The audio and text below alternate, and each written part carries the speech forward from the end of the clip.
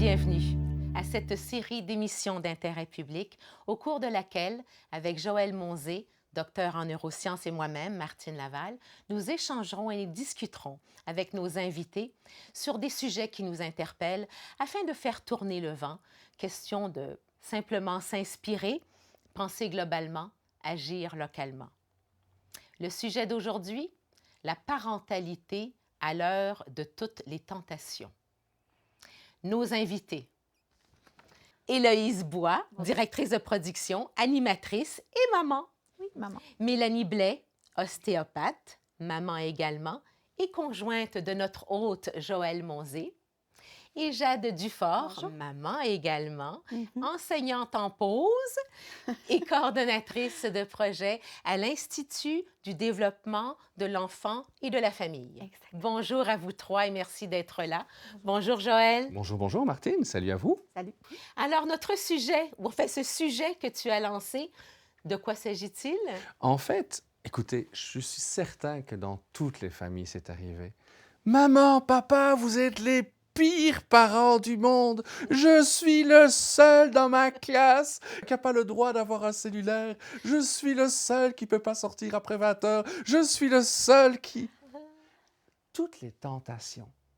En fait, le sujet de l'émission, ce que je voulais prendre, c'était comment rester fidèle à ses valeurs, à ce qu'on croit, être juste comme parents, à l'heure où nos enfants et nous-mêmes, on est pris par plein de tentations qui ne vont pas nécessairement dans la direction qu'on voudrait donner à notre famille. Alors, comment on vit dans une société pleine de tentations sans se retirer du monde dans le fin fond des bois? Joël et Mélanie, vous êtes parents d'adolescents. Alors, je débuterai avec vous parce que justement, les plaintes de ce genre, ça vient souvent de nos adolescents, alors que vous avez des enfants plus jeunes, je crois, Jade et Héloïse, et puis tu en attends encore un autre enfant. Donc, on va partir avec nos ados. Qu'est-ce que c'est que de se faire dire justement ce que tu as dit? Et en effet, s'ils sont les seuls, ça engendre quoi chez vous, les parents? De la culpabilité, de l'inconfort? Qu'est-ce que vous essayez de faire en bout de ligne lorsqu'on vous lance ça? En fait, je pense qu'une de nos forces dans notre couple, c'est justement de beaucoup discuter de ce qu'on ressent, de ce que ça nous fait vivre quand les enfants nous ramènent des situations comme ça. Puis moi, j'essaie d'avoir beaucoup le réflexe de voir, OK, c'est quoi mes peurs par rapport à ce qui vient de se passer? Et de revenir à les valeurs qui font que nos limites, c'est ça, et on va les maintenir, même si l'enfant vit des émotions par rapport à ça. Parce que si l'enfant me partage ses émotions, bon là, il peut avoir beaucoup de frustration et tout, parce qu'on a quand même des règles qui peuvent être très différentes de celles des parents, des amis de nos enfants. Donc, les enfants vont nous faire vivre des doutes, mais plus on est cohérent avec les valeurs qui nous ont amenés à prendre ces décisions-là et de regarder, OK, les peurs qui restent en dedans de nous, puis des fois, on n'en est pas toujours conscient. Donc, moi, mon travail m'a beaucoup apporté on va dire, un réflexe d'écouter ce qui se passe dans mon corps pour voir quand je suis envahie par une peur. Par exemple, ça peut être la peur que mon enfant se sente rejeté. Mes enfants m'ont souvent dit « Je suis humiliée parce que vous ne faites pas les choix comme les autres parents. » Donc, ça peut me faire ramener beaucoup de doutes où j'ai toutes mes histoires d'humiliation à l'école ou de rejet à l'école. Puis si je me mets à avoir peur que mon enfant vive ça, tout à coup, je suis bousculée dans mes valeurs. Est-ce que je devrais céder à ce qu'on me demande? Ou non, je reviens à moi. Puis c'est là que, justement, le fait de beaucoup en discuter ensemble puis de revenir, non, c'est ça notre limite. Puis la vie m'a beaucoup montré que des limites qui ne changent pas sécurisent beaucoup l'enfant, malgré qu'il peut avoir beaucoup d'émotions et de résistance aux Bien limites. qu'il se sente frustré de ce manque, Oui. ça le sécurise. Il y a quand même un paradoxe là ici, mais je comprends quand Non, même le fait. dès que, on va dire, la cohérence, c'est toujours la même limite. C'est qu'on ne va pas varier. Ou des fois, si on varie parce qu'on n'est pas toujours, on va dire, dans une rigueur de surveiller, supposons les heures d'ordinateur. Bien, on revient toujours aux mêmes valeurs. Donc oui, il va y avoir une émotion, mais en même temps, c'est la valeur, puis on explique pourquoi on choisit ça, que c'est pas juste pour lui créer des frustrations. Mais on revient toujours, et ça, c'est ça qui sécurise. C'est qu'on fait les choix pour lui, il les comprend, même s'il y a une émotion de frustration. Il s'y adapte? Il s'y adapte ou il reste dans sa frustration à chaque fois que ça se passe? Ça dépend quoi, ça dépend quoi, mais c'est sûr qu'il y a des sujets comme les ordinateurs où il y a une dépendance qui peut se développer très fortement. Donc, c'est sûr qu'il va y avoir des frustrations, mais en même temps, on est là pour cadrer un enfant qui n'a pas nécessairement les capacités émotionnelles de dire « OK, c'est beau, vous avez raison, là, je devrais arrêter de faire de l'ordinateur pendant trop de temps. » Donc, oui, ça n'existe pas vraiment. Non, c'est comme si tu sèmes quelque chose, en fait. Puis éventuellement, il va peut-être ramener à comprendre. Il peut rester dans sa frustration. Exactement. Mais toi, tu sais que tes valeurs sont là, tes limites sont c'est là. ça. C'est que la valeur Il faut reste être toujours fort. la même. Oui, ça demande, ça demande beaucoup d'énergie. Quel âge ont tes enfants, Jade? 4 ans et 7 ans, presque. 4 ans et 7 Oui. ans. Héloïse? 2 ans. 2 Dans ans. la phase du non. Hmm. C'est pas du tout les mêmes enjeux, mais c'est aussi ça, c'est de devoir tenir son bout par rapport à une limite qu'on met. Par contre, ce que je comprends, puis j'ai parlé avec une psychologue, parce que j'avais besoin de comprendre mieux la psychologie de mon enfant parce que c'était rendu en opposition, puis c'était vraiment difficile. Puis comme je suis enceinte, ça m'a demandé une énergie que j'avais tout simplement pas. Ah, les terribles 2 ans. Oui, c'est ça qu'ils disent, hein? Mais pourtant, c'est extraordinaire parce qu'elle est tellement magnifique, elle parle. Puis moi, je trouve ça plate, ces étiquettes-là qu'on met sur ces âges-là, parce que c'est pas mal plus magnifique que terrible. Mais oui, le défi... c'est beau, ça s'affirme. Ouais. Puis tu sais, ils disent le fucking four ou tout ça. Je suis pas rendue à 4 ans encore, mais je suis sûre que 4 ans, c'est extraordinaire aussi. C'est juste, c'est bien facile de mettre le focus sur le négatif. Mais j'ai été voir donc une psychologue qui m'a expliqué mieux le développement du trouble d'opposition. Puis elle me disait, ta fille, tu choisis tout pour elle. Tu choisis à quelle heure elle se brosse les dents, tu choisis qu'est-ce qu'elle va manger, tu choisis quand elle se couche, dans quel lit elle se couche, tu choisis comment elle s'habille. Tout. À un moment donné, elle a besoin de s'affirmer. Puis il faut que tu la laisses s'affirmer aussi. Donc là, tu sais, c'est pas... C'est ça, j'ai des amis qui disent « Ah, nous autres, on a cassé ça, les 2 ans. » Tu l'as cassé. OK, bravo, ça doit être vraiment le fun pour ton enfant. C'est juste un développement normal de l'enfant de devoir s'affirmer. Fait que ce qu'elle me disait, donne-y des choix qui n'en sont pas vraiment, mais qui va lui donner l'impression qu'elle choisit. T'sais, supposons, on veut changer sa couche, c'est la fin du monde, elle se met à faire une crise. Je dis « OK, Mila, est-ce que c'est papa ou maman qui va changer ta couche? » Alors, elle aime ça choisir c'est qui change sa couche, fait qu'elle va tout de suite pour changer sa couche. Puis ça fait qu'on... Oui, elle a fait un choix. C'est généralement maman. Ça, c'est un autre problème. Mais ça vient de... Je vais finir par comprendre qu'il n'y a pas juste maman dans la vie. Mais au moins, ça fait en sorte... Là, oui, probablement. Oui, c'est ça. C'est pas mal l'univers. Fait que c'est ça. Ça fait en sorte qu'on élimine une chicane en lui donnant le pouvoir de faire un choix, tu sais, choisir un vêtement. T'sais, des fois, elle aime ça être habillée comme moi. Donc là, elle voit que j'ai une robe. Elle voudrait passer sa journée en pyjama. Mais là, as-tu envie de porter une robe comme maman? Ah là, oui. Elle s'en va choisir sa petite robe. Donc, j'ai vraiment éliminé, je dirais, un bon 75 de l'attention que je vivais avec ma fille en lui donnant des choix. Et encore, à un moment donné, il faut qu'elle mange ce que j'ai cuisiné, puis il n'y aura pas 150 choix, là. S'il y a des choses sur lesquelles je vais rester vraiment stricte. Justement, j'avais vu un meme l'autre fois, c'était comme une photo d'échographie, puis ça disait je m'ennuie du temps où mon enfant mangeait tout ce que je cuisinais sans chialer. C'est ça, je dis ces temps-ci, merci de manger tout ce que je te prépare parce que ma fille, elle chiale tout. Je me dis, c'est ça qui reste, tu sais. Et comment ça se passe pour toi, Jade? Oui, petite fille. En fait, elle a presque 7 ans, puis un garçon 4 ans et demi.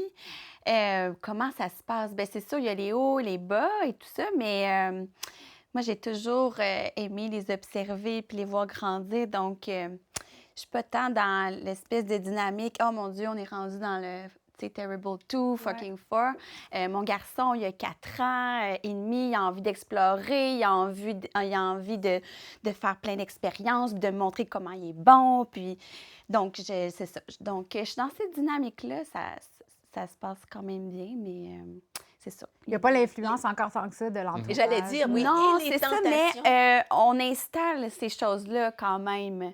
Tu sais, comment dire, c'est vrai que il n'y a pas de « Ah, mais là, les autres, c'est comme ça » ou « Pourquoi On est nous? » pas Tu sais, ce sentiment d'injustice-là, il n'est pas encore là, mais on met la table. Mais surtout en lien avec nos valeurs puis les limites qu'on installe. Puis, Ouais. on revient beaucoup, parce nous sommes en 2022, on revient toujours dans les tentations avec les enfants. Bon, les écrans, le téléphone Ouais. cellulaire, etc. Moi, de mon temps, de mes enfants, c'était « Je suis la seule à ne pas pouvoir aller au party d'un tel, etc. » Et puis, on se rend compte que des fois, ils nous testent aussi, les enfants. Parce que je l'entends 5 minutes après dire « Ben non, mais ça n'a pas marché avec ma mère, toi. » C'est ça. Alors, elle a fait sa crise, elle a dit ce qu'elle avait à dire, et puis « Je suis la seule, t'es la pire mère qui puisse exister, on peut jamais sortir, on peut jamais rien faire. » J'ai peur de Et me puis, faire dire on se rend compte, ils nous testent. Exactement, mais on va revenir à ça dans quelques instants. Revenez avec nous sur le testing des enfants.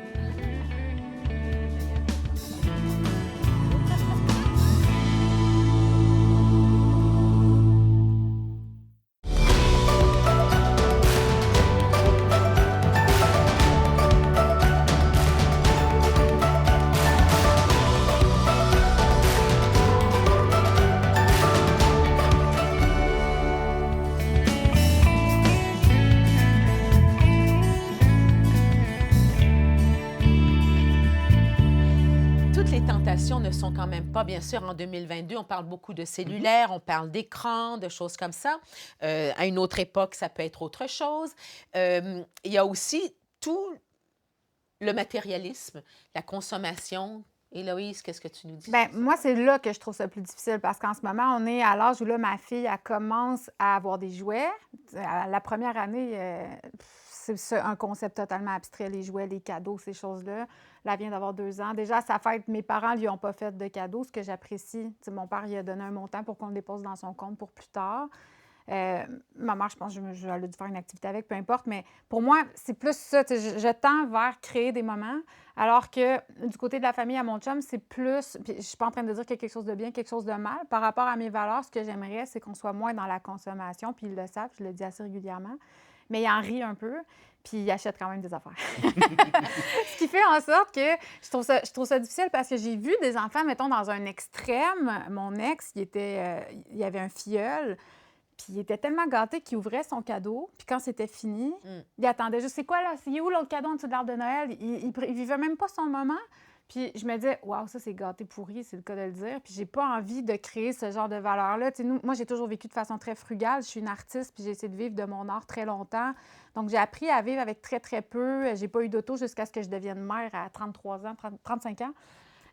Toute ma vie, j'ai fait du covoiturage. Tu sais, pour moi, c'est important de ne pas m'embarquer dans des dépenses superflues puis pas d'acheter tous les produits dérivés de la pâte patrouille.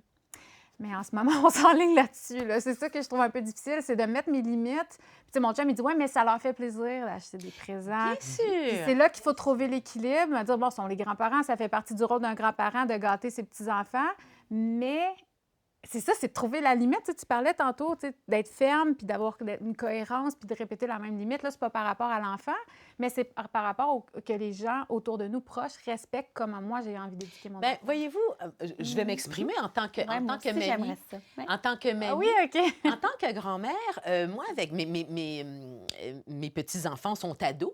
Et puis, j'ai jamais été justement là-dedans. Parce qu'au fait, je regardais ça puis je me disais, non, moi, je ne fais pas partie de ça. Ça ne répond pas. S'il y avait un besoin, je pouvais leur dire, est-ce qu'il y a quelque chose vraiment là, dont tu as besoin, que tu aimerais avoir, etc. Et lorsque j'avais un présent, je ne le mettais jamais au milieu des autres. Je les laissais vivre leur moment, etc., etc. Moi, j'allais leur mettre sous leur oreiller ou j'allais leur mettre dans leur lit pour que le soir, quand ils aillent se coucher, et comme c'est moi qui allais les coucher, nous vivions ensemble notre moment. Ben, regarde, j'ai pensé que ça te ferait plaisir. Un beau moment. Ou que je dise pourquoi j'offrais ça.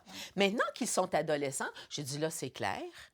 Vous savez que je ne suis pas mamie cadeau, mais par contre, vous avez un projet, je suis là. Et puis, on parle, là, je parle d'argent, je parle de sous. Tu as besoin de combien? Tu as ce projet-là, ça te coûte combien? Tu travailles pour? C'est bon, je t'encourage. Moi, je vais te donner ça, tiens. Et puis, ou alors, je vais dire, va jusqu'au bout de ça, puis au bout de ça, si tu l'as fait, moi, je suis là, tu le sais. Mhm. Et je crois que ça les encourage peut-être plus à s'affirmer. Je vais les encourager là-dedans, mais c'est pas parce que c'est un anniversaire ou un Noël qu'il y a un cadeau, là. Ouais, Des c'est fois, pas il y a rien. automatique. Et mon petit-fils m'a déjà dit un jour, moi, mamie, elle m'a rien donné à ma fête. Il était un peu scandalisé ou... Il y avait une remarque, sauf que le cadeau l'attendait en haut dans sa chambre. Dans sa chambre. Mais je trouvais ça quand même bien. Il a fait quand même la remarque, mais j'ai dit, tu sais comment est-ce qu'elle est, mamie, hein? Ça ne marche pas avec moi vraiment, ces choses-là. Mais par contre, on pourra en parler. Donc, c'est vraiment une dynamique différente, mais c'est sûr que la consommation, c'est... Ben, c'est sans fin, là. C'est sans fin. Oui, vraiment. Puis moi, j'en profite avec mes enfants parce que c'est vrai que j'achèterai pas tout. Puis on est vraiment dans apprécier ce qu'on a, en prendre soin. Donc, c'est là où j'installe les valeurs de prendre soin, d'apprécier ce qu'on a, de faire des choix qui sont peut-être plus conscients aussi. Donc, je sème des idées, des valeurs à travers tout ça. Puis je sens là, que ça émerge. Ma fille est comme dans la gratitude quand elle reçoit quelque chose. Là, OK, j'en prends soin, je suis contente, maman, merci. Puis donc là, je vois ça, je suis comme, wow, tu sais. Bon, là, 7 ans, là, peut-être que ça sera autre chose à l'adolescence, on verra, mais je me dis, OK, tu sais, cette optique-là fonctionne quand même bien. Oui, parce Mais- que je crois qu'il est important de faire comprendre aux enfants. Moi, mes filles, je leur ai fait comprendre ça. Je leur ai dit, il n'y a personne qui est obligé de te faire un cadeau. Puis on n'invite pas les amis pour que tu aies des cadeaux. Nous, c'était les amis autour de la table, puis le gros repas, le dessert drôle, tout le monde les mains dans le dos, le nez dans le dessert. Et puis bon, il y avait comme, oh ben quand on va chez Ariane ou chez Magali, sa mère, là, nous fait des desserts, puis on doit les manger les 2 mains dans le dos. Bon, ben ça, c'est drôle, par exemple. Mais l'important, c'était d'avoir des moments. C'est ça qui Et je reste crois aussi. que moment versus matériel, c'est ce qu'on doit considérer, C'est non? c'est- Mais je c'est pense- une des choses qui, moi, m'a étonné le plus quand je suis devenu parent. C'est que quand on amène notre enfant dans une fête d'anniversaire, on apporte un petit cadeau, ce qui est tout à fait Oui. logique. Notre enfant revient avec un cadeau. Oui. Donc, si nous, on organise une fête Attends, quoi? d'anniversaire, L'enfant c'est-à-dire- revient avec un cadeau. oui, non, Un il ne revient pas avec cadeau. le cadeau, il revient un autre Cadeau petit d'invité. cadeau. Ben oui. C'est qu'il y a des cadeaux d'amis, d'invités. Tu sais, c'est comme si Ah, je n'étais on... pas au courant de cette Oui, Non, oui, mais oui. j'ai découvert ça quand je suis même dans devenu mon papa. Tu sais. Et donc, en fait, c'est ça. Il y a vraiment un encouragement.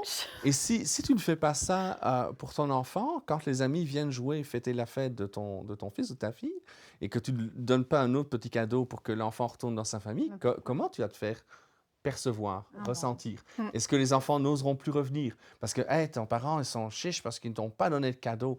Hey, il y a une Ça, c'est rendu pression. une norme de société, ça? C'est une norme de société Ah, je la qui est connaissais pas. assez, Merci, qui est je vais prendre assez des élevée, tu sais. Donc, et c'est là que ça demande beaucoup de cohérence pour les parents.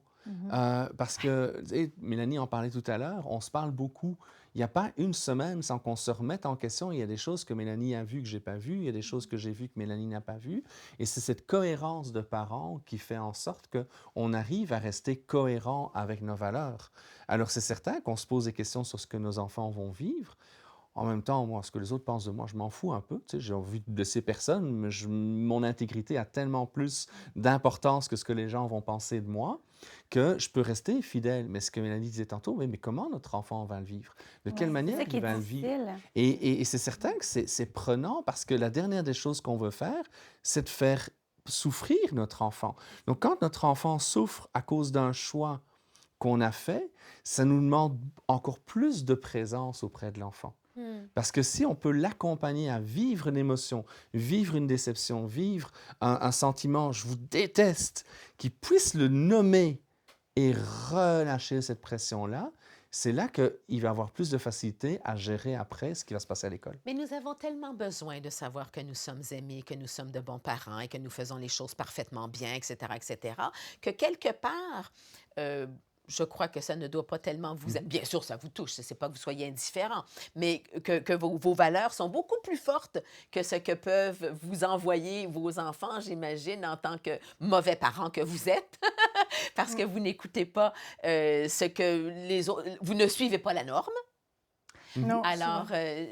Mais Ouais, vous arrive, mais- j'imagine, d'assouplir un peu. Tu sais, j'imagine que des fois... Mais il ça peut dépend arriver sur quoi? Oui, ça dépend sur quoi, mais Ouais. je pense que depuis que nos enfants sont petits, qu'on essaie de leur inculquer, OK, est-ce que c'est vraiment un besoin ou c'est plus un désir que tu pourras peut-être répondre en, je sais pas, en créant un projet ou, je sais pas, tu vas ramasser ton argent puis tu veux t'acheter, disons, un appareil photo. Donc, c'est beaucoup d'argent. Donc, ramasse ton argent puis tu vas arriver à réaliser ton rêve. Ou c'est juste un caprice et que finalement, ben demain, Ou ressembler à tu vas plus quelqu'un l'apprécier vraiment, ton cadeau, tu sais. Donc, Donc, on de crée des vraiment délais. revenir dans le présent de, OK, est-ce que tu en as vraiment besoin de ça? Puis oui, peut-être que c'est le fun d'avoir plein de cadeaux quand tes amis ils viennent, mais est-ce que tu vas plus te souvenir des cadeaux ou tu vas te souvenir de la journée où tu as passé du moment. bon temps avec tes amis? Voilà. Moment versus matériel. Oui, puis ça va dépendre encore du matériel. Il y a un élément sur lequel, pour moi, ça a toujours été barre open. Il n'y a jamais eu de limite. On part en vacances, on s'arrête chez Archambault, Renaud-Bray. Allez-y, Des livres. prenez-vous des livres. Mhm. Et en fait, les enfants, ils s'auto-limitent. C'est que quand on leur laisse la possibilité et que nous, on est cohérents par rapport à ça, même si eux ne savent pas qu'il n'y a pas de limite, l'important, c'est qu'ils choisissent des livres qui vont les aider à développer leur imaginaire, leur créativité, leur intelligence, ce qu'ils sont. Donc, à partir de ce moment-là, ben, ça ne fait qu'une continuité par rapport à ce que Mélanie et moi, on leur offre comme parents. Mais eux-mêmes vont s'auto-gérer. Et c'est ça qui devient intéressant dans une société pleine de consommation, c'est que si nos enfants apprennent eux-mêmes à gérer, mais ils vont mieux comprendre pourquoi on va leur dire non à certains moments. C'est de leur expliquer, comme tu disais tantôt, il y a toute la notion d'expliquer derrière ça. Sinon, si c'est juste être strict, une autre Non, c'est génération, ça. c'était juste non, c'est non, puis ostine Ouais. pas Mais sur moi, le j'ai- corps. C'est comme ça. C'est ça. C'est ça. Moi, j'ai toujours eu des enfants qui avaient besoin de comprendre, mais pourquoi tu me mets cette limite-là? Ouais. Puis j'ai toujours beaucoup expliqué. Puis j'en ai un de mes enfants qui a toujours eu besoin d'aller tester. Est-ce que c'est vraiment vrai, la limite qu'on dit? Donc, des fois, c'est pas toujours agréable comme parent, mais au moins, il sait que c'est pas juste pour l'emmerder. Mm-mm. Donc, Il sait qu'on est cohérent, il sait que c'est parce qu'on l'aime et que pour aimer, ou quand on aime, on dit aussi non. Et que le non fait Dire partie. non. Hein? Et c'est là, tantôt, quand tu parlais de la période de 2 ans où l'enfant s'affirme, c'est que si on permet à l'enfant de s'affirmer à 2 ans et de développer, OK, j'ai le droit de dire non, j'ai le droit de dire oui, mais j'ai le droit de dire non. Mais quand nous, on dit non, ils comprennent aussi. Parce que si on leur donne le droit, Ouais. eux-mêmes vont comprendre à quel moment une autre personne va dire non et va respecter le non éventuel. Donc, la cohérence, c'est très important, la cohérence. Alors, on va réfléchir à ça, on revient.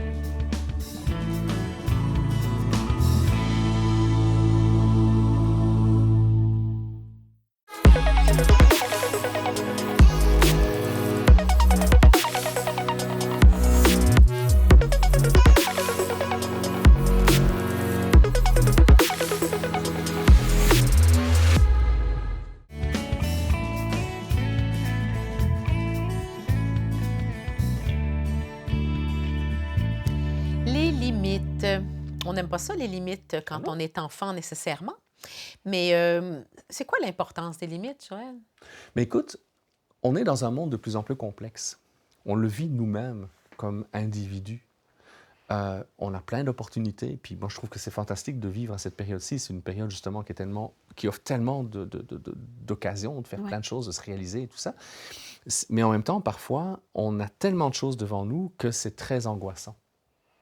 Donc, on a besoin de limites. Donc, quand l'enfant est face à plein de choses, les limites, d'accord, vont l'aider à le sécuriser.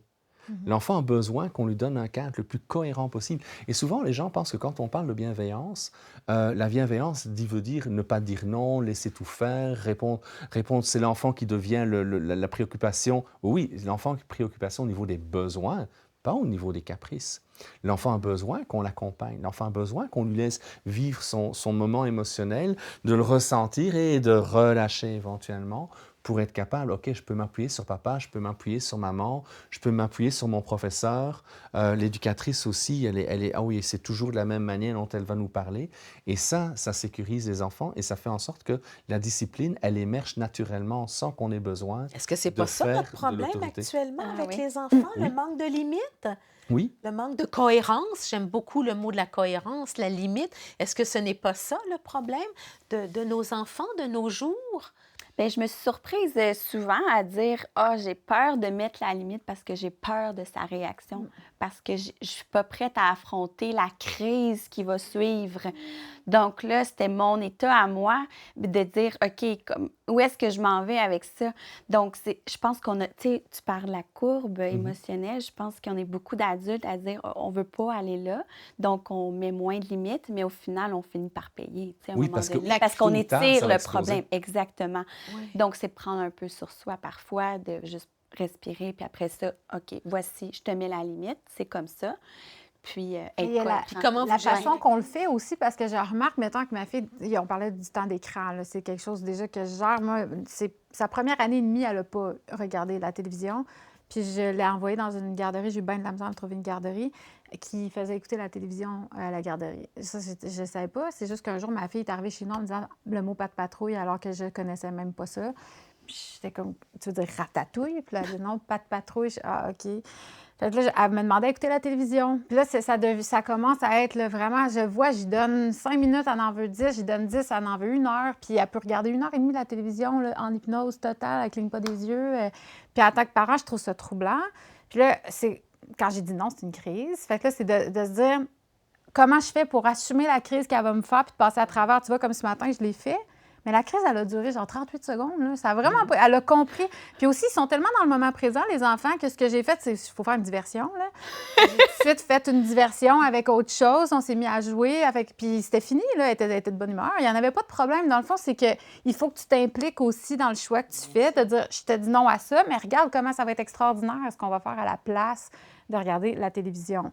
Puis elle s'en est remise, là. Elle n'est pas revenue, il n'y a pas de rancune à 2 ans. Elle n'a pas recommencé à m'en parler 10 minutes plus tard. Donc, la crise, justement, d'accord. Crise enfant, crise adolescent. Comment on gère ça? Est-ce que c'est de ça dont les parents ont peur lorsqu'ils ne veulent pas dire non ou lorsqu'ils ils flanchent et finalement, bon, ben, ils laissent aller. Justement, ils manquent de cohérence et ils ne mettent pas leurs limites. Est-ce que c'est parce qu'ils ont peur de la crise? Oh, je suis un mauvais parent ou je ne sais pas quoi faire avec... Mais c'est ça que j'allais dire, c'est que souvent, quand on cède, c'est qu'on a laissé nos peurs céder. Et nos peurs ne sont pas toujours logiques. C'est-à-dire, si l'enfant fait une crise, bien, dépendamment de notre histoire, il y a plein de peurs de parents qui vont émerger.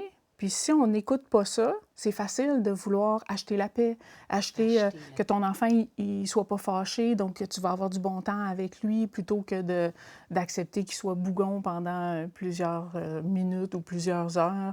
Ou quelqu'un qui a beaucoup souffert de ne pas se sentir aimé, il peut juste avoir cet élément-là qui vient déclencher qu'il ne veut pas que son enfant ne l'aime plus parce que c'est le parent méchant. Donc, tu perds la limite. Donc, c'est beaucoup, beaucoup de vigilance à soi que de vouloir toujours revenir à « non, c'est ça la limite, c'est ça la limite ». Et ce que j'observe beaucoup, c'est que à partir du moment où moi, je suis calme et ferme dans ma limite et que j'accepte que l'enfant ait des émotions, mais je me sens pas coupable qu'il ait des émotions, ça dure beaucoup moins longtemps. Où l'enfant, même s'il n'y a pas une réaction instantanée, il y a quand même un apaisement qui se fait, plus ou moins rapide, mais il y a quand même quelque chose de positif qui émerge du fait que, oui, il y a eu une frustration, il y a eu une peur qu'on ne l'aime plus parce qu'on est le parent méchant, tout ça, mais on l'accompagne quand même parce qu'on choisit de s'accompagner, nous, dans nos peurs. Et il y a beaucoup d'enjeux de notre enfance qui viennent s'éveiller en éduquant nos enfants. Donc souvent, on veut soit surtout pas faire vivre à l'enfant ce que nous, on a vécu, ou quand on n'en est pas conscient, des fois, mais c'est exactement ce qu'on a vécu qu'on fait revivre à l'enfant. Donc, il faut être tellement à l'écoute de soi pour justement se rendre compte quand est-ce que c'est les peurs qui viennent influencer. Et un des pièges des parents, c'est de ne pas s'épauler là-dedans. Dans le sens que si je vois Mélanie est dans une situation difficile avec les enfants, il faut que je fasse assez confiance à Mélanie pour régler le problème, même si moi, je l'aurais peut-être réglé différemment. Donc, j'ai le rôle de papa et de beau-père, mais Mélanie a le rôle de maman. Donc, automatiquement, il faut que je lui laisse gérer. Parce que si j'interviens auprès de Mélanie au moment où c'est peut-être un peu plus compliqué, je dis automatiquement aux enfants, votre maman n'a pas l'autorité, c'est moi le boss. Donc, quand je ne suis pas là, c'est fantastique. Et là où ça vient encore plus compliquer les choses, pour malheureusement les parents qui sont séparés, c'est que parfois, c'est que l'enfant, on ne l'a pas vu pendant 3 jours, 5 jours, 7 jours. Et on veut tellement retrouver du bon moment avec eux. On ne veut pas limiter, on ne veut pas mettre de limites, on ne veut pas de crise. On a été en manque, d'accord? Et ce manque-là, on veut profiter de l'enfant. Et c'est là qu'on se piège comme parents. Donc, c'est pour ça que ça demande beaucoup de cohérence dans le rôle de père, de mère, de beau-père, de belle-mère. Et même si, par exemple, il y a un enfant qui dit « T'es pas mon père, t'es pas ma mère », c'est pas grave. Tu sais, depuis quand un policier me donne un ticket, je peux le regarder « T'es pas mon père, toi ?» Il va me donner le ticket pareil. Donc, le beau-père et la belle-mère sont aussi les garants de l'autorité. Et si le couple s'est séparé, peut-être que les valeurs du couple de base n'étaient plus les mêmes. Donc, un bon divorce vaut mieux qu'un mauvais mariage. Mais l'idée, c'est que le beau-père et la mère, la belle-mère et le père puissent arriver à trouver une cohérence pour pouvoir s'épauler là-dedans. Et c'est là que ça devient relaxant pour le parent. Parce qu'ils ne sont pas tout seuls. Il y a le partenaire qui est avec. Oui, mais ça, c'est... on joue du violon, là, ici, là. Oui, mais c'est l'idéal. Parce que c'est quand même... C'est l'idéal, voilà. C'est l'idéal, Joël, mais c'est pas ce qui se passe. Bien, c'est l'importance de la communication avant d'être confronté à une situation conflictuelle avec l'enfant. Tu sais, j'ai eu cette discussion-là avec mon chum l'autre fois, puis il me disait, tu sais, j'ai l'impression que tu me fais pas confiance. Du moment qu'il y a une intervention avec notre fille, j'essaie de pas rien dire devant. Mais c'est sûr qu'il faut qu'on se parle à savoir c'est quoi notre modus operandi quand une situation va se présenter la prochaine fois, comment on décide, parce que là, plus ça va, plus elle grandit, plus les enjeux de l'élever. Tu sais, la première année, tu n'élèves pas ton enfant, mais là, on commence vraiment à être dans, mettre des limites, dire qu'est-ce qu'elle peut faire, qu'est-ce qu'elle peut pas faire. Donc là, il y a vraiment l'importance de la communication. Bon, on le dit dans un couple, c'est important, là, mais tu sais, je pense que le partenariat avec le conjoint est hyper important pour être capable de mettre les limites puis respecter l'autorité de l'enfant. Bien, tu sais, que l'enfant respecte l'autorité du parent, je veux dire. Oui, puis, tu sais, moi, j'ai eu un peu la chance que quand Mélanie est rentrée dans ma vie, c'est un package deal, dans le sens qu'elle avait eu un premier couple. Il y avait des jumeaux jumelles qui venaient avec elle. Ils avaient juste 3 ans. Et j'avais déjà vécu des situations pareilles dans ma vie avant. Ce n'était pas nécessairement nouveau, sauf qu'on vivait ensemble. Ça, c'était nouveau pour moi. Et en fait, je faisais des interventions parfois où je me disais, OK, j'ai fonctionné en fonction de mes valeurs. Est-ce que Mélanie est d'accord avec moi? Donc, après, j'allais la retrouver. Je dis, écoute, Mélanie, il y a ça qui s'est passé. Qu'est-ce que tu en penses? J'avais besoin qu'elle me dise, parce que c'était elle, la maman. Moi, je pouvais venir avec mes connaissances et mon expérience, mais avant toute chose, je voulais qu'elle puisse donner son avis. Puis quand on a eu notre bébé ensemble, c'est certain que c'était beaucoup plus facile, beaucoup plus fluide, parce que, ne serait-ce que parce que l'enfant vivait tout le temps avec nous. Donc, mais c'est cette cohérence-là qui fait en sorte qu'on est capable de résister face à toutes les tentations. Puis je me souviens, notre fils a eu une année extraordinaire avec une jeune professeure de 25 ans, vraiment, vraiment géniale. Mais à la première réunion de parents, elle nous a grondé parce qu'on ne permettait pas à Jolane de faire des jeux vidéo. Et donc, c'est certain que pour elle, à 25 ans, c'est pas normal de ne pas permettre à son enfant de jouer à ça. Mais pour nous, moi, j'ai vu tellement de jeunes qui étaient affectés par une surutilisation de jeux vidéo. J'ai travaillé avec Lionel Carman, qui est le ministre délégué aux services sociaux, justement sur la politique des écrans. Donc, je suis une des personnes les plus averties de l'impact que ça peut avoir. Mais l'enseignante me dit que mon choix n'est pas bon. Et c'est là que ça devient difficile quand, pour le parent, c'est un frère, une sœur, un enseignant, un père, une mère, la société qui nous dit « ce que vous faites comme choix, c'est pas bon ». Et ça touche plein de choses au niveau éducatif, au niveau santé, au niveau relationnel, au niveau des voyages. Et tout ça, la consommation de ceci ou de cela. Et c'est pour ça que c'est très difficile pour les parents de faire des choix justes. Mais on va y revenir dans un prochain segment.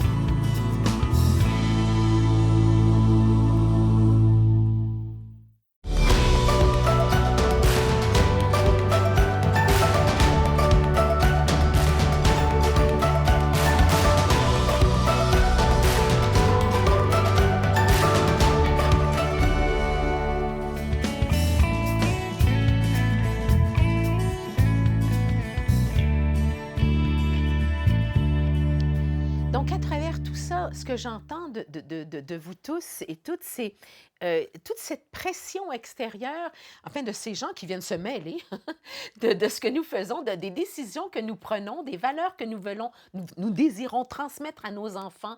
Mais c'est lourd, ça. C'est difficile, même en tant que parent, de vivre cette pression des autres, Jeanne.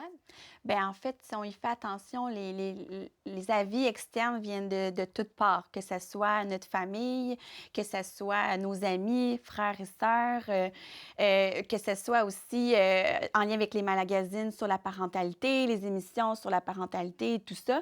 Donc, si on peut très bien juste se fier sur ce que le regard externe nous dit de faire, mais pendant ce temps-là, on se déconnecte tout simplement de ce que nous, on a envie de faire avec les valeurs qu'on a. Donc, moi, c'est ça qui est difficile pour moi, la parentalité, à l'heure de toutes les tentations.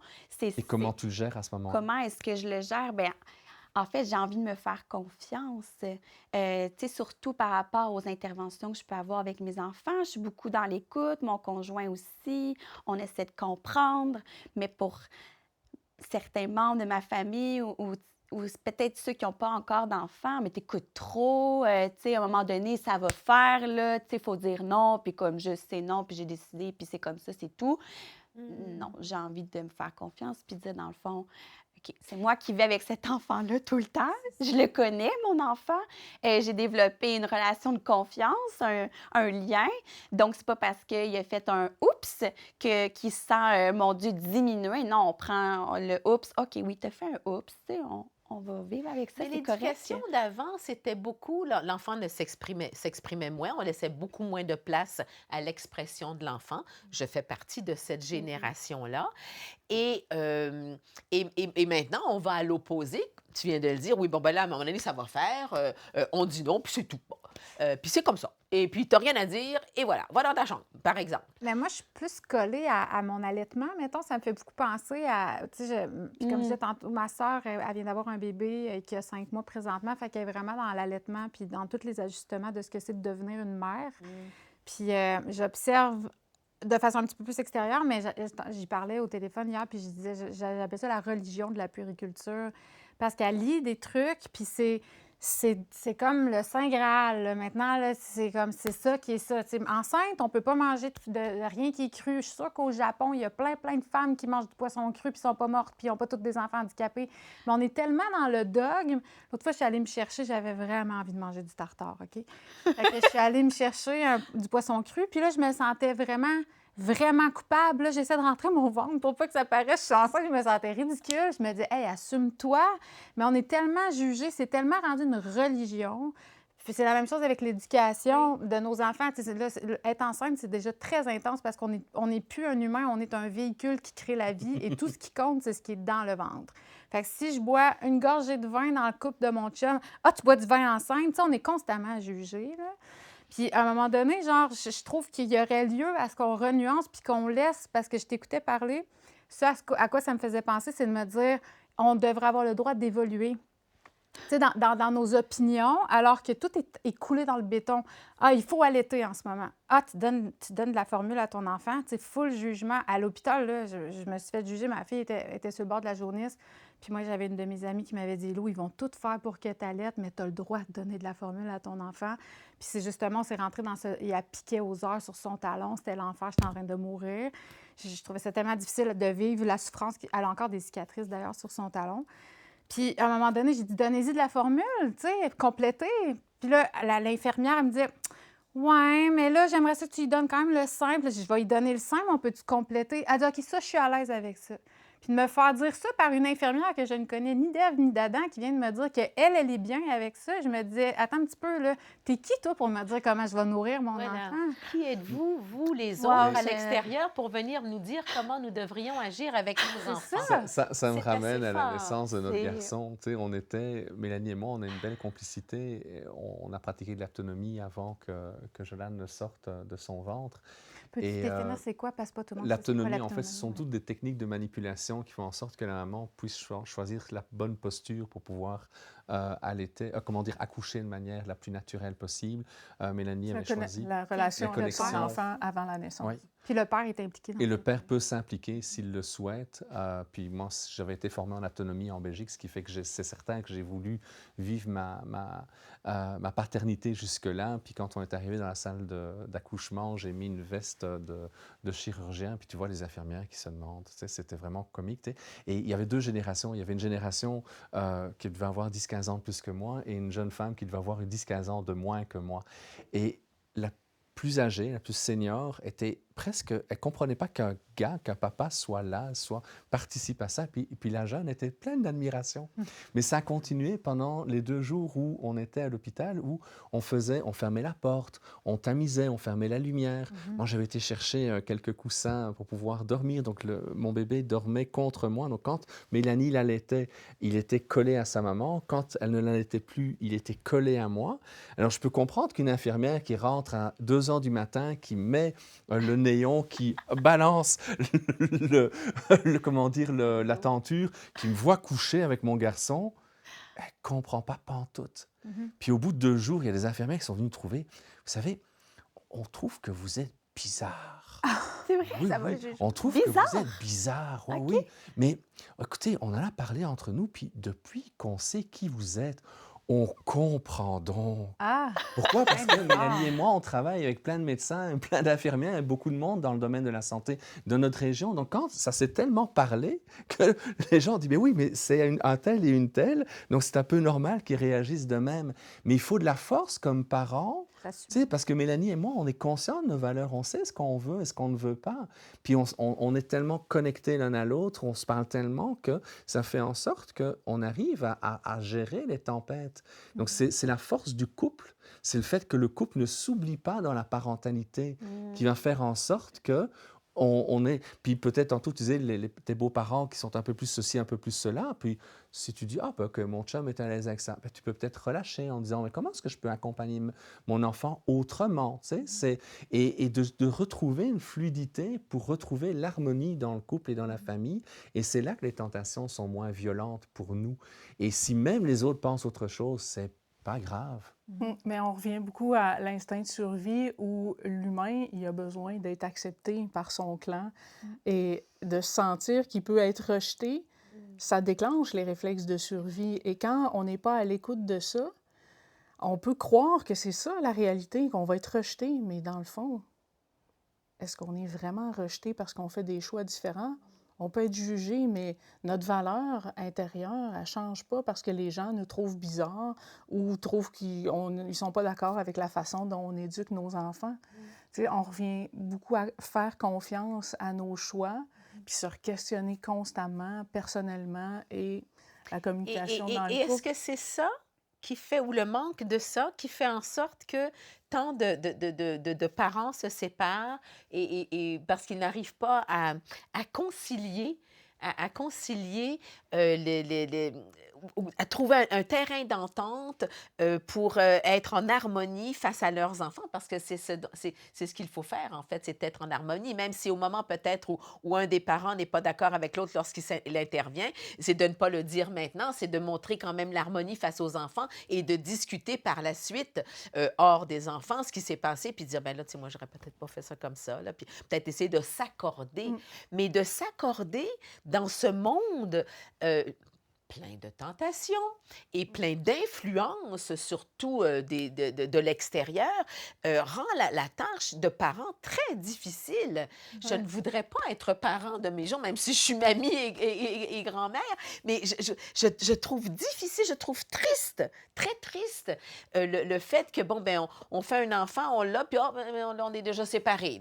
Il n'y a pas eu l'effort de vouloir aller plus loin, de Mais je ne sais vouloir pas donner s'il n'y a plus. pas eu d'effort. Je pense que beaucoup de gens sont en détresse, beaucoup de gens vivent des chocs culturels dans leur famille, dans leur travail, dans la société.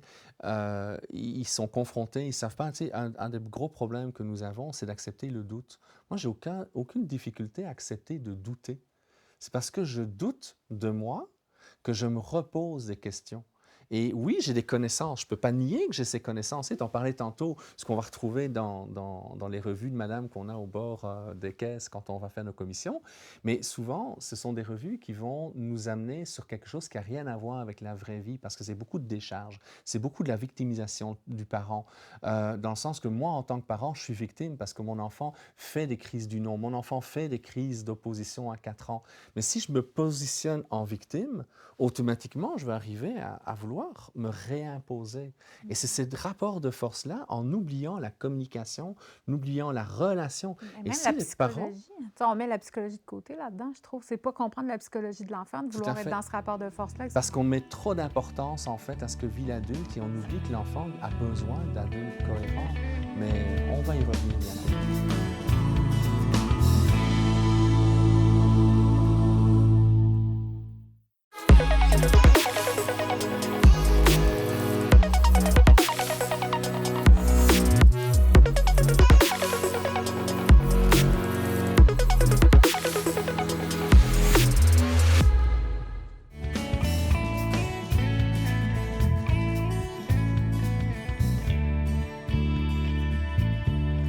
Donc, les tentations, on parlait pendant la pause de tentations, d'influence même des autres sur les choix qu'on fait pour nous-mêmes et pour les enfants auxquels on veut apporter le meilleur et de se faire, d'en être troublé finalement. Mais j'ai beaucoup voyagé dans ma vie, puis ce que mon chum me dit souvent, tu sais, l'eau en Afrique, là, c'est toujours la référence. En Afrique, tu sais, ils sont pas comme ici, puis ils sont quand même en santé, puis tu sais, des fois, c'est relativisé un petit peu parce qu'on est vraiment strict. Comme, tu sais, le Tylenol, je me suis fait dire l'autre fois que c'était vraiment pas bon, finalement, de donner ça à l'enfant parce qu'il paraîtrait que ça couperait l'empathie ou je sais plus quoi. Puis la pâte à dents avec le fluor, idéalement, j'aurais voulu j'y donne encore une pâte à dents bio parce que ça calcifie la glande pinéale. Je ne veux pas calcifier la glande pinéale de ma fille. Puis là, ça finit plus. Là, tu sais, quand on commence à penser à toutes ces choses-là, mais je veux faire un choix le plus éclairé possible pour que ma fille, quand elle fait de la fièvre, elle arrête d'en faire. Je veux quand même lui donner quelque chose. Puis c'est quoi mes options en tant que parent? C'est ça, l'influence est comme tellement immense. Tout le monde a une opinion. Tout le monde se permet de nous la partager aussi parce qu'il y a toujours l'impression qu'il est porteur d'une vérité extrêmement importante. Puis là, ça finit par faire en sorte que c'est très étourdissant. Puis c'est de là l'importance de s'arrêter à se dire, moi, par rapport à mes valeurs, je choisis tel combat. Parce que, mettons, mon père, il est beaucoup dans, il voudrait qu'on mange juste bio. Surtout enceinte, là, lui, il n'en revient pas que je mange pas 100% bio. Puis, tu sais, j'ai dit des fois, pas, c'est ton combat, mais il dit, ça devrait être le combat de tout le monde, c'est notre santé. Puis, oui, mais non, finalement, parce que des combats, pour vrai, ça pourrait être juste le plastique. Je pourrais juste me concentrer à plus jamais prendre mon auto parce qu'elle pollue. Ou... C'est à l'infini, les combats. À l'infini. À un moment donné, il faut vraiment choisir qu'est-ce qui est réaliste dans mon quotidien avec la quantité de défis que j'ai en tant que maman professionnelle dans une journée. Je peux pas toutes les choisir. C'est plate, j'aimerais vraiment ça être une mère extraordinaire qui ne fait que manger bio pour mon fœtus.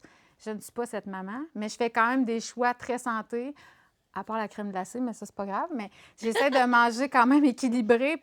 Mais c'est ça, il y a toujours une culpabilité de fond. On vit avec une culpabilité constante. Ouais. Mais c'est ça, c'est de ramener, c'est ça. C'est vraiment de dire, moi, ça, c'est important pour moi. Ça, c'est un combat que je vais pas mener. Les couches jetables, je ne l'ai pas mené, ce combat-là. C'est ça, il faut choisir ces combats-là. Je ris, mais c'est dans le fond, je me retrouve tellement dans ce que tu dis, ça me fait sourire, my God, c'est tellement ça. Tu as vécu la même chose? Ah oui, toutes ces réflexions-là, puis toutes mes amies qui sont dans la maternité aussi, on a tous ces combats-là, puis tu dis, à un moment donné, c'est vrai, il faut les choisir, là. Oui, À un c'est moment ça. donné, on peut pas être partout, tout le temps. Non. Mais en tant que parent, pour le meilleur de nos enfants, pour leur bien-être, leur bon développement, etc., est-ce que, avant même, tu sais, quand on dit dans l'avion, hein, s'il manque d'oxygène, mettez d'abord le masque C'est pour ça. vous et vous le mettrez à l'autre personne après. Est-ce que c'est pas ça, finalement, d'offrir le meilleur à nos enfants, c'est de s'occuper de soi avant tout? Oui, j'ai eu beaucoup cet enseignement-là, autant dans ma pratique en ostéopathie qu'avec 2 jumeaux prématurés, où des fois, j'étais tellement, on va dire, désemparée parce que j'ai eu entre autres, de mes bébés. Il pleurait, c'était inconsolable, mais il n'y avait pas un problème physique où on pouvait intervenir. Et la seule chose qui pouvait l'apaiser, c'est quand je me mettais juste à écouter ma respiration, à me mettre dans un état de méditation où j'étais vraiment totalement centrée sur moi, Alors que j'essayais au départ de tout faire pour le soulager, le calmer et tout. Et quand ça ne fonctionnait pas, je me disais, j'ai pas le choix. Il faut juste que je revienne à moi. Puis je lâchais prise. J'ai juste accueilli mon impuissance et c'est ça qui l'apaisait. Et ça a été toute une leçon, autant pour mon ego, dans le sens que, OK, il est en train de me dire que quand je fais rien, c'est là que je suis la plus réconfortante pour lui. Ou quand tu te concentres sur toi, ce qui est un message encore plus fort. Oui, c'est ça, en fait. Je dis rien faire, mais c'est pas rien faire, au contraire. C'est de totalement ramener son attention sur soi. Et j'ai traité beaucoup d'enfants, mais beaucoup, beaucoup d'enfants en ostéopathie. Et soit en rentrant dans mon bureau, soit pendant le traitement, ils décidaient qu'ils ne voulaient pas se faire traiter. Et souvent, ce que je faisais, je disais à la maman, ben écoute, allonge-toi, au moins on va prendre le temps du traitement, puisque tu es venu avec ton enfant, on va quand même le traiter. Et là, l'enfant, il arrêtait complètement sa crise. Il se mettait à jouer ou allongé par terre, des fois, si c'était un nourrisson. Et là, je traitais la maman. Après, l'enfant voulait être sur la table. Il acceptait, plus aucune crise. Et là, je me disais, c'est toute une leçon. Puis quand j'avais le temps de retraiter l'enfant, je voyais qu'il y avait déjà une partie de ses tensions qui s'était apaisée, juste parce qu'on avait pris soin de maman. Mais ça montre la connexion entre la mère et l'enfant aussi. Oui, donc maintenant, avec 30 ans de pratique à soigner des gens, j'ai décidé de ne plus jamais traiter seulement l'enfant, au moins avant 7-8 ans. Ah ouais. Je traite toujours maman en premier et après, je traite l'enfant. Et ce que je dis à maman, c'est pas parce que tu es responsable de toute l'histoire de ton enfant. Au contraire, l'enfant, mais oui, il a son histoire à lui. Mais déjà, si toi, tu es apaisé, tu lui permets juste de prendre en charge son histoire à lui, plutôt que aussi toujours sentir tes peurs parce qu'il faut absolument que tu fasses bien. Il faut surtout pas que tu te trompes. Il faut pas qu'il se sente abandonné. Si tu le laisses pleurer, C'est à l'infini les peurs qui émergent de par toutes les réactions que notre enfant nous projette à chaque instant de la vie. Donc, la leçon, c'est sens-toi pas coupable de revenir à toi puis de prendre soin de toi. Ce qui est quelque chose qu'on fait pas du tout C'est quand la on plus... est nouvelle maman. Je trouve que c'est la chose la plus difficile. C'est pas l'égoïsme. Quand j'entends Mélanie parler comme ça et puis je vous entends réagir, c'est pas un aspect égoïste. Au contraire, c'est un Se aspect sent comme ça. de revenir dans le moment présent, de se recentrer, d'arrêter le brouhaha de la tête qui nous amène tout partout ailleurs, Mais c'est pas d'arrêter... Ce que je voudrais dire, parce que je m'excuse de C'est t'interrompre, mais correct. ce que je ressens en ce moment pendant que je suis enceinte puis que je suis en épuisement, c'est que j'ai pas le droit d'être fatiguée. Parce que si je veux prendre ma sieste l'après-midi, bien, ça veut dire que mon chum va falloir qu'il arrête de faire ses affaires. On a perdu notre garderie 3 mois cet été. Puis ça a été vraiment un gros défi relationnel, surtout enceinte. Mais c'était vraiment souvent, ce que je voyais, c'était... Il faut rester dans la performance. Il faut que je continue à... Ouais, mais attends un peu, elle te fait sa sieste, Mila, mais moi, il faut que je fasse la vaisselle, il faut que je faire l'épicerie, il faut que je fasse une liste de tous les menus pour la semaine. Il faut que... Tu sais, ça arrête jamais. Fait que c'est comme si ce moment-là où je disais des fois à mon chum, je suis plus capable, il faut que j'aille me coucher. Puis là, je sentais qu'il fallait qu'il arrête de travailler sur ses affaires. On est les deux travailleurs autonomes, puis on travaille souvent de la maison. Puis là, il fallait qu'il prenne le relais de Mila. Je me sentais super coupable. C'était pas comme, ben oui, mon amour, va te reposer. C'était... Il faut que j'arrête mes affaires, ça ne m'adonne vraiment pas. C'est là que ça devient très difficile. C'est un caprice, finalement. Ben, C'est perçu Ah comme oui, un c'était une caprice. sieste d'après-midi. Moi, j'en fais pas une. Puis là, je suis pas en train de dire ouais, que mon non. chum est vraiment d'une nullité assez extraordinaire. Pas du tout. C'est juste qu'il est pris dans son travail, que c'était une situation vraiment difficile de ne pas avoir de garderie. Puis pris dans cette folie-là où on est tous dans devoir avoir un rendement parce qu'on est des travailleurs autonomes. Puis que c'est ça, en plus. Là, nous, Oui, ou tous les parents qui étaient en télétravail ces derniers mois à C'est cause de la ça. crise sanitaire, Ah, de ça devoir crée- maintenir un degré de performance Exact. attendu par le patron dans un contexte où on doit gérer. J'ai une de En mes même amies temps, qui est la médecin et famille. qui me disait, je dois être présente à côté de mon enfant qui est en maternelle parce qu'il a des choses à telle heure. Il y a un deuxième enfant, un troisième enfant, un quatrième enfant. Je gère comment mes 4 lignes Internet et tout ce qu'il y a à faire. Tu sais, c'est comme si...